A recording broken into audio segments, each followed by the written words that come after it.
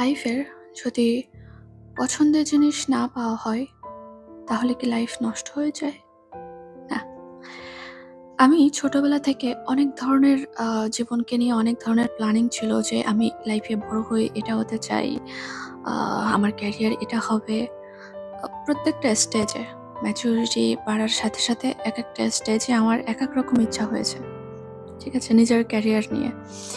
তো ফাইনালি আমি যে লিখতে পারবো কখনো, এটা আমার এক্সপেকটেশন এর বাইরে ছিল। এটা আমার কখনো চিন্তাতেই ছিল না। কিন্তু এখন আমি কেন জানি সেটাতেই ভালো করছি। ঠিক আছে? সেটাই হয়তোবা আমার আ ফিউচার হবে। এখনো হয়ে পারেনি। কিন্তু এটা কখনো আমার ডেস্টিনেশন ছিল না। কখনো আমার চিন্তাতেই ছিল না। তো কখনো যদি আপনার স্বপ্ন ভেঙে যায়, তো মন খারাপ করা ডেফিনিটলি উচিত না। কারণ স্বপ্ন নতুন করে গড়া যায়।